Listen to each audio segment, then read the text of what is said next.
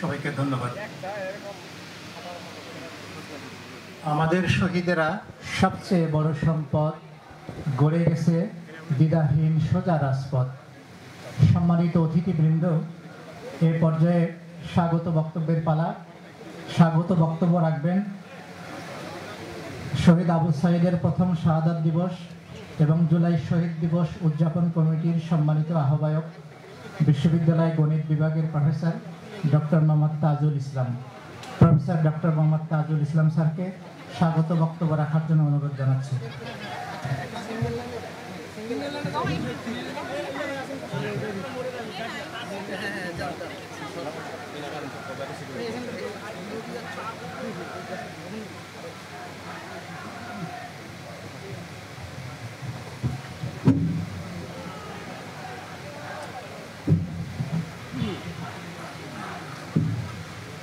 বিসমিল্লাহির রহমানির রহিম।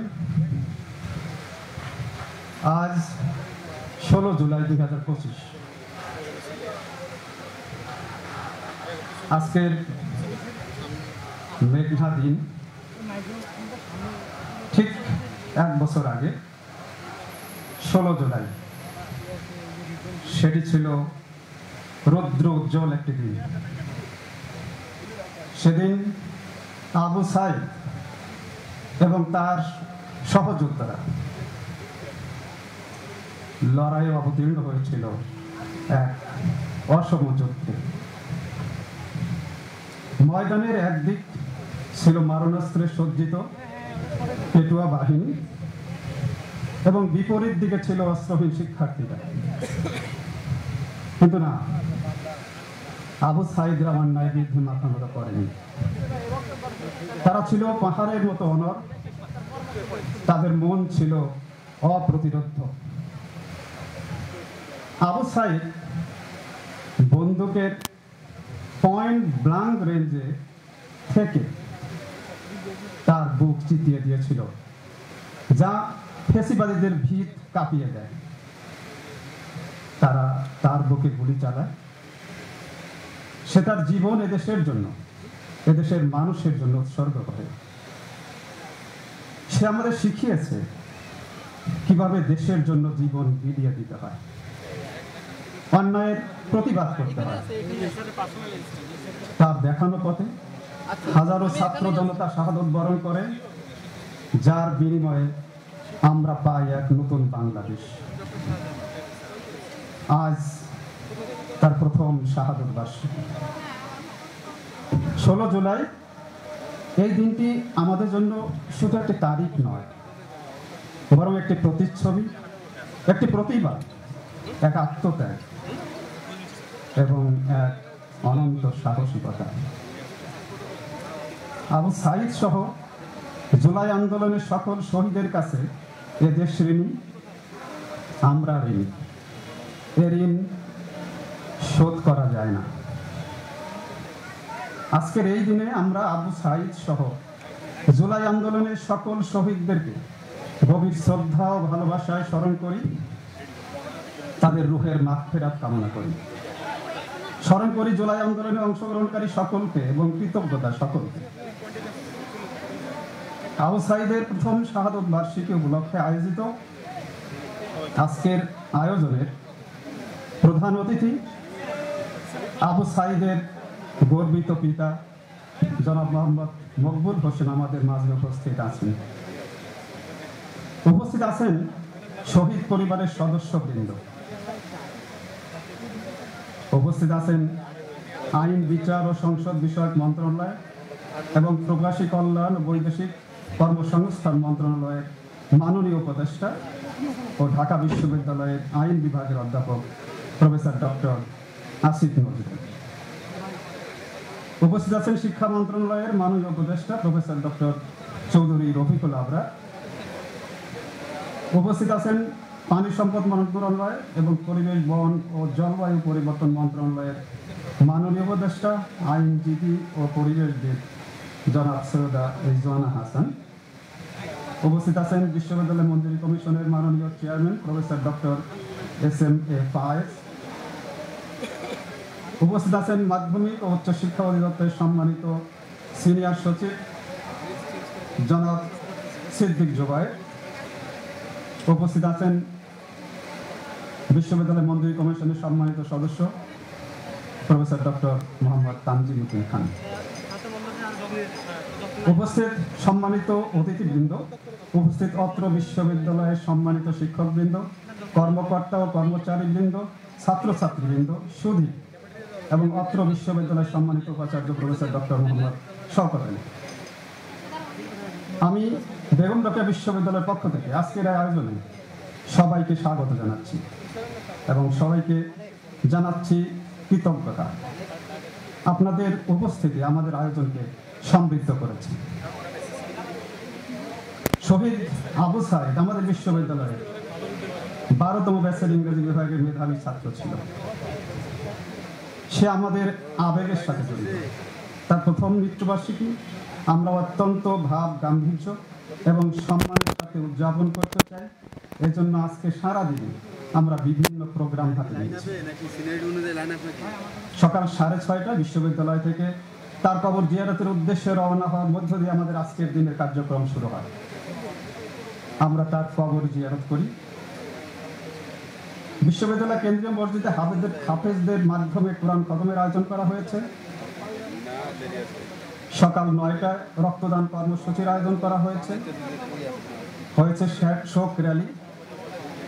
শোক র্যালির পরে আবু সাইদ তরুণ, আবু সাইদ স্মৃতি জাদুঘর এবং স্ট্যাম্পের ভিত্তিপ্রস্তর স্থাপন করা হয়েছে। পরবর্তীতে আবু সাইদ চত্বরে আবু সাইদ স্মৃতিস্তম্ভের ভিত্তিপ্রস্তর স্থাপন করা হয়েছে।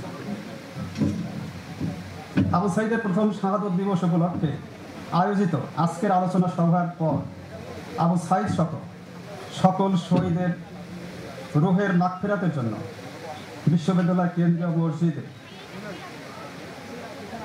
জোহরের নামাজের পর দোয়া ও মিলাদ মাহফিলের আয়োজন করা হয়েছে। আবু সাইদ স্মরণে বিতর্ক প্রতিযোগিতা সম্পন্ন করা হয়েছে এবং আজ বিকেল 3:30টায় চিত্রাঙ্কন প্রতিযোগিতার আয়োজন করা হয়েছে। জুলাই শহীদ দিবস উপলক্ষে আমাদের বিশ্ববিদ্যালয়ে ড্রোন শো এবং কনসার্ট আয়োজনের প্রস্তাব থাকলেও আবু সাইদের শাহাদত বার্ষিকী প্রতি সম্মান প্রদর্শন স্বরূপ আমরা আজকে এই আয়োজন না করার জন্য কর্তৃপক্ষকে অনুরোধ করেছি। আবু সাইদের প্রথম শাহাদত বার্ষিকী সাফল্যমণ্ডিত হোক, এটা আমাদের সবার চাওয়া। এজন্য আপনাদের সহযোগিতা কামনা করছি। আপনাদের সহযোগিতা আমাদের অনুপ্রাণিত করবে। সবশেষে আজকের আয়োজনের সফলতা কামনা করে এবং সবাইকে ধন্যবাদ জানিয়ে আমার বক্তব্য শেষ করছি। সবাইকে ধন্যবাদ।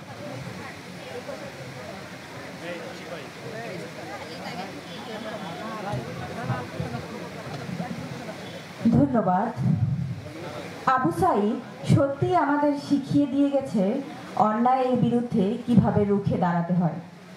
একজন শহীদের জীবন একটি গল্প নয়, তা একটি আদর্শ, একটি আন্দোলন, একটি প্রতিজ্ঞা। শহীদ আবু সাইদের সংগ্রামী জীবন, তার আদর্শ এবং তার আত্মত্যাগ আমাদের নতুন করে ভাবতে শেখায় কিভাবে একজন মানুষ সত্য ও ন্যায়ের জন্য নিজের জীবন উৎসর্গ করতে পারেন।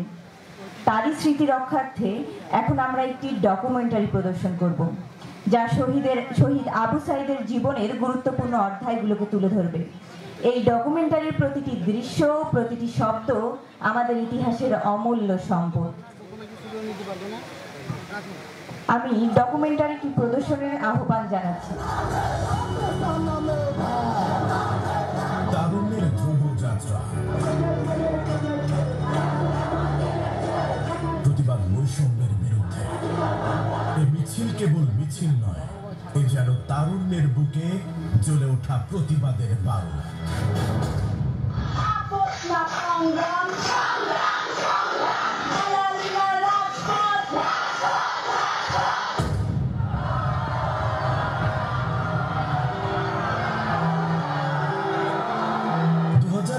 সালে তৎকালীন ফ্যাসিস্ট শেখ হাসিনা সরকারের জারি করা পরিপত্রকে সুপ্রিম কোর্টের হাইকোর্ট বিভাগ কর্তৃক অবৈধ ঘোষণার মাধ্যমে পুনরায় 56% অন্যায্য মাত্রার কোটা বহাল করা হলে 2024-এর জুন মাসে সারা দেশে কোটা সংস্কারের দাবিতে রাস্তায় নেমে আসেন শিক্ষার্থীরা।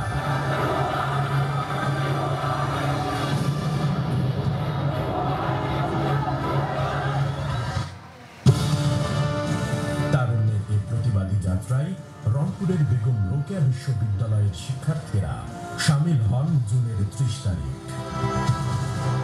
বাংলাদেশের ইতিহাসে 24-এর ছাত্র জনতার অভ্যুত্থানে জুলাই এক রক্তাক্ত নাম। বেগম রোকেয়া বিশ্ববিদ্যালয়ের শিক্ষার্থীরা এ আন্দোলনের মিছিলে বড় পরিসরে নাম লেখায় 2024-এর 1 জুলাই। এদিন বিশ্ববিদ্যালয়ের মিডিয়া চত্বরে বিক্ষোভ ও ছাত্র সমাবেশের ডাক দেন সাধারণ শিক্ষার্থীরা। এদিনই সহযোদ্ধাদের সঙ্গে নিয়ে কোটা সংস্কার আন্দোলনে শামিল হন জুলাই বিপ্লবের প্রথম শহীদ বেগম রোকেয়া বিশ্ববিদ্যালয়ের শিক্ষার্থী শহীদ আবু সাঈদ।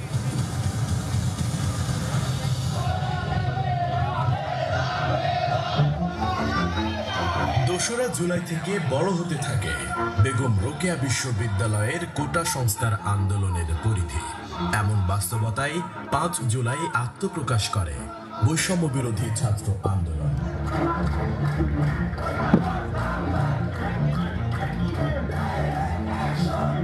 7 জুলাই বেরোবির কোটা সংস্কার আন্দোলন নেয় নতুন মোড়। সেদিন সারা দেশের সঙ্গে সমন্বয় রেখে বেরোবির শিক্ষার্থীদের ঢাকা কুড়িগ্রাম মহাসড়কের মডার্ন মোড়ে বাংলা ব্লকেট কর্মসূচিতে বাধা দেন তৎকালীন বেরোবি শাখা ছাত্রলীগ সভাপতি পোমেল বড়ুয়া। তুলে নিতে বলে বাংলা ব্লকেট কর্মসূচি। এ সময় ক্ষোভে প্রতিবাদী হয়ে ওঠেন আন্দোলনকারীরা। সাধারণ শিক্ষার্থীদের তোপের মুখে স্থান ত্যাগ করতে বাধ্য হন তৎকালীন ছাত্রলীগ নেতারা। এদিন ঐক্যবদ্ধ সাধারণ শিক্ষার্থীরা হয়ে ওঠেন আরো সাহসী। বাড়তে থাকে আন্দোলনে অংশগ্রহণকারী শিক্ষার্থীর সংখ্যা। কোটা সংস্কার আন্দোলন যখন দেশের প্রতিটি ক্যাম্পাসে তুঙ্গে, তখন 11 জুলাই পতিত আওয়ামী সরকারের স্বরাষ্ট্রমন্ত্রী বলেন, আন্দোলনকারীরা সীমা অতিক্রম করছে। এদের ডিমান্ড যেটা আছে আমরা শুনবো, কিন্তু শোনারও একটা লিমিট বোধহয় থাকে, তারা বোধহয় এগুলো ক্রস করে যাচ্ছে।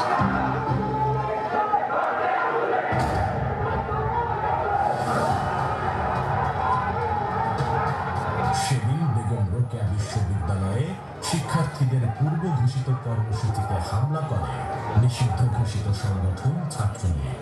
এ সময় অসীম সাহসের সঙ্গে ছাত্রলীগের বিরুদ্ধে বুক চিতিয়ে দাঁড়ান জুলাইয়ের গণ অভ্যুত্থানের ফিনিক্স পাখি শহীদ আবু সাঈদ। ছাত্রলীগ ছিল এখানে, তো ওরা আমাদের জানিয়ে দিচ্ছে যে এখানে হচ্ছে আপনাদের অবস্থান কর্মসূচি করা যাবে না, আপনারা হচ্ছে পদযাত্রা করে। ক্যাম্পাসের গেটে যখন চলে গেছে তখন ছাত্রলীগ সহ বাকি ছাত্র যারা আছে তারা আমাদের হচ্ছে বাধা প্রদান করছে। সেদিন আক্রমণ ও লাঞ্ছনার শিকার হন কোটা সংস্কার আন্দোলনে অংশ নেয়া বেরোবির শিক্ষার্থী ও সংগঠকরা। এছাড়াও সমান তালে বাড়তে থাকে রাজনৈতিক ও প্রশাসনিক নিপীড়ন। এমন বাস্তবতায় 12 জুলাই ঢেলে সাজানো হয় বেগম রোকেয়া বিশ্ববিদ্যালয়ের সমন্বয়ক প্যানেল। যুক্ত করা হয় বিভিন্ন বিভাগের জ্যেষ্ঠ শিক্ষার্থীদের। এদিনই সমন্বয়ক হিসেবে যুক্ত করা হয় বেরোবির 2 নারী শিক্ষার্থীকে। তবে 13 জুলাই সমন্বয়কদের কাছে খবর আসে রংপুর মেট্রোপলিটন এলাকার তাজহাট থানায় করা হয়েছে আন্দোলনকারী শিক্ষার্থীদের নামের তালিকা। সেখানে নেতিবাচকভাবে তালিকাভুক্ত করা হয়েছে আবু সাঈদ সহ আরো কয়েকজন সমন্বয়কের নাম। এদিকে 14 জুলাই দেশ জুড়ে রাষ্ট্রপতির কাছে শিক্ষার্থীদের স্মারকলিপি হস্তান্তরের দিন রংপুর জেলা প্রশাসকের কাছে স্মারকলিপি জমা দেন বেরোবির সমন্বয়করা। পতিত সরকারের সাবেক প্রধানমন্ত্রী শেখ হাসিনা আন্দোলনরত শিক্ষার্থীদের ব্যঙ্গ করেন, আখ্যা দেয় রাজাকারের নাতিপুতি বলে। এখানে দ্বন্দ্বটা সৃষ্টি করে এটা একটা ট্যাকটিস। তার মানে কি মুক্তিযুদ্ধের সন্তান নাতিপুতিরা কেউ মেধাবী না, যাতে রাজাকারের বাচ্চারা নাতিপুতি হলো মেধাবী, তাই না?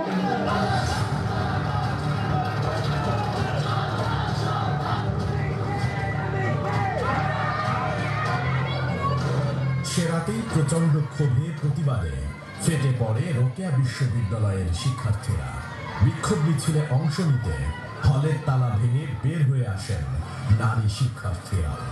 রাতেই ৭৫ একরের বিরোধী ক্যাম্পাস পরিণত হয় জনসমুদ্রে। সে রাতে নিরস্ত্র শিক্ষার্থীদের ওপর অতর্কিত সশস্ত্র হামলা চালায় ছাত্রলীগ, যার মাধ্যমে কোটা সংস্কার আন্দোলন রূপ নেয় রাষ্ট্র সংস্কার আন্দোলনে। স্লোগান ওঠে, ক্ষমতা না জনতা, জনতা জনতা। ১৫ জুলাই সকালে বেগম রোকেয়া বিশ্ববিদ্যালয়ে শিক্ষার্থীদের নির্ধারিত কর্মসূচির স্থান আগেই দখলে নেয় নিষিদ্ধ ঘোষিত সংগঠন ছাত্রলীগ। এমনকি ক্যাম্পাসের আশেপাশে সমন্বয়কদের একত্রিত হতেও বাধা দেয় ছাত্রলীগের সশস্ত্র ক্যাডাররা। এ সময় কৌশলে কারমাইকেল কলেজ নিকটস্থ এক লাইব্রেরিতে মিলিত হন আন্দোলনের সমন্বয়করা। সেই সভায় নির্ধারণ করা হয় ঐতিহাসিক ১৬ জুলাইয়ের আন্দোলনের কৌশল। সিদ্ধান্ত হয় এখন থেকে পূর্ব নির্ধারিত কর্মসূচির পরিবর্তে দেওয়া হবে অতর্কিত কর্মসূচি। জোরদার করা হবে আত্মরক্ষার কৌশল।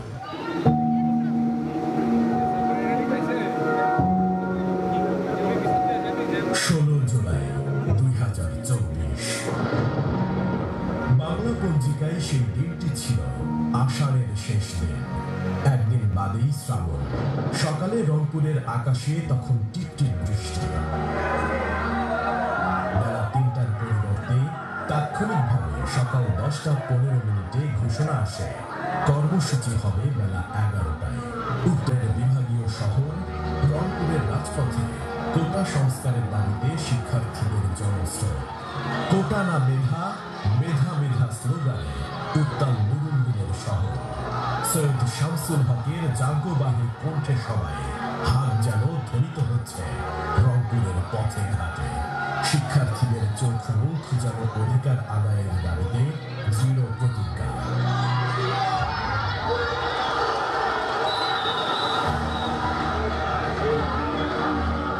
১৬ জুলাই বেলা তখন দ্বিপ্রহর। কারমাইকেল কলেজ এলাকা থেকে সমন্বিত জনস্রোত এগোতে থাকে বিশ্ববিদ্যালয় অভিমুখে। মিছিল স্লোগানে উত্তাল বেরোবির আশেপাশের সড়কে তখন বিদ্রোহের স্ফুলিঙ্গ। পুলিশি অস্ত্রের ঝনঝনানিতে ভারী বেগম রোকেয়া বিশ্ববিদ্যালয় এলাকার বাতাস। আইন শৃঙ্খলা বাহিনীর লাঠিচার্জ, টিয়ার শেল, শট গানের এলোপাতাড়ি গুলির সঙ্গে আওয়ামী লীগ ও সহযোগীদের নারকীয় হামলা। ক্যাম্পাসের প্রধান ফটক আটকে শিক্ষার্থীদের ঠেলে দেওয়া হলো মৃত্যুর মুখে।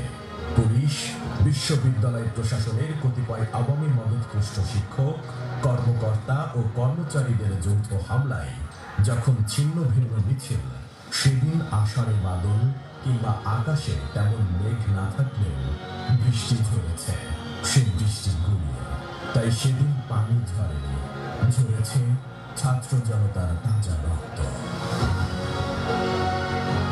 সেখানেই জুলাই গণ অভ্যুত্থানের সাহসের উজ্জ্বল প্রতীক হয়ে আবির্ভূত হলেন আবু সাঈদ। পুলিশের লাঠিচার্জে রক্তাক্ত হয়ে তার দুহাত প্রসারিত করে যেন বলতে চাইলেন, এভাবে মানুষ মারা চলবে না। এত মানুষকে বাঁচাতে চাইলেন যিনি, তার বুকে তাক করা হলো বন্দুকের নল, ঝাঁঝরা করে দেয়া হলো অজস্র স্বপ্নে বাঁধা লোক। আবু সাঈদ লুটিয়ে পড়ার আগে চেষ্টা করলেন উঠে দাঁড়াতে, কিন্তু ততক্ষণে হাজির জমদূত।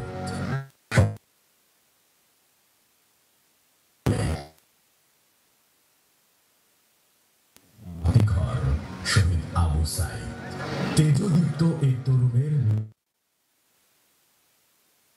মেডিকেল কলেজ হাসপাতালে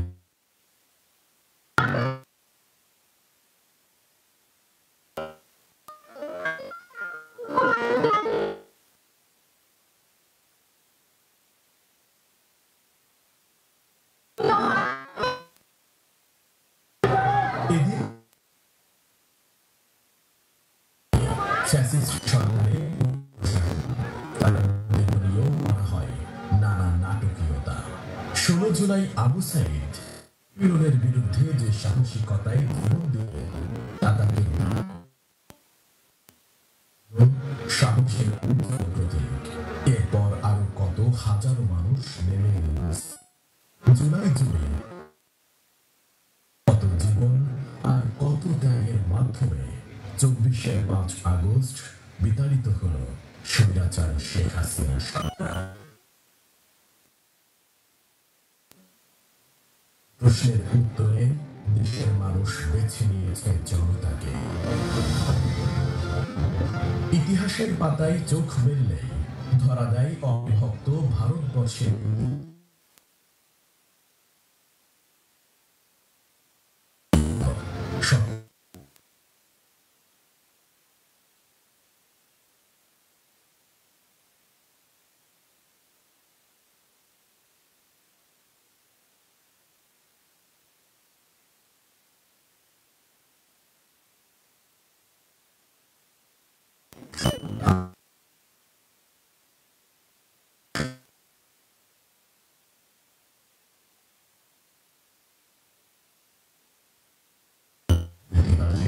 অবিচ্ছেদ্য অংশ হল বিশ্ববিদ্যালয়। 16 জুলাই দেশের প্রশ্নে এই নেতা হিসেবে আবু সাইদ যেভাবে মৃত্যুকে আলিঙ্গন করেছেন হাসি মুখে, সে পরম্পরায় ন্যায্যতার প্রশ্নে ও বৈষম্যের বিরুদ্ধে বেগম রোকেয়া বিশ্ববিদ্যালয় রংপুরের শিক্ষার্থীরা যুগ যুগ ধরে মাতৃভূমির প্রশ্নে আবারও মুষ্টিবদ্ধ হাত উঁচিয়ে উচ্চারণ করবে, জাগো বাহে কণ্ঠে সবাই।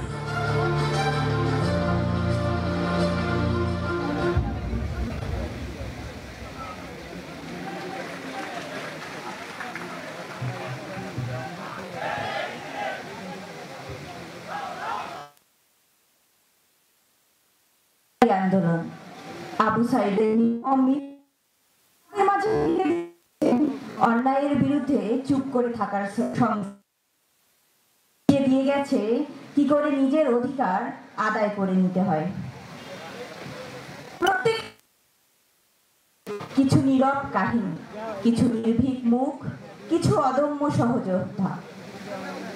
শহীদদের রক্ত শুধু ইতিহাস লিখে না, সে রক্ত উত্তরসূরিদের রক্তধারায় বইতে থাকে এক অন্যরকম সাহস হয়ে।